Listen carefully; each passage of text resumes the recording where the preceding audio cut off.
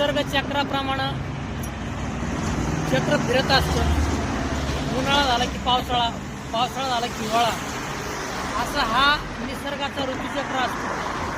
परंतु माणूस असा आहे की प्रत्येक वेळेस, यावर्षी पाऊसच खूप आहे हो, यावेळेस उन्हाळा जास्त आहे हो, आणि यावर्षी तर थंडी खूप आहे.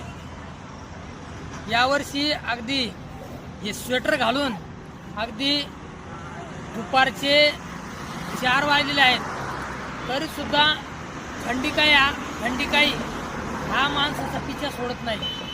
असा माणूस नेहमी या निसर्ग चक्राला हा नाव ठेवत असतो. परंतु मित्रांनो, निसर्गामधला प्रत्येक ऋतू हा मानवासाठी, निसर्गासाठी उपयोगीच असतो. आज आपल्याला थंडी जरी वाटत असेल, परंतु शेतकऱ्यासाठी ती त्याच्या पिकासाठी पोषक आहे.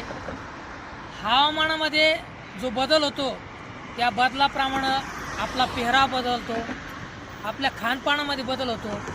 या सगळ्या गोष्टी ह्या निसर्ग चक्राप्रमाणे या फिरत असतात. म्हणून प्रत्येक वेळेस आपण निसर्गाला दोष देण्यापेक्षा आपल्या पेहरावामध्ये बदल करा, आपल्या खानपानामध्ये बदल करा, म्हणजे आपण निसर्गावरती मात करू शकतो. परंतु केवळ अरे बापा आज थंडी खूप आहे, अरे बापा आज ऊन आहे, या गोष्टी करण्यापेक्षा आपण स्वतःमध्ये बदल केला तर आपल्याला निश्चितच या निसर्गावरती मात करण्यामध्ये काही अडचण येत नाही.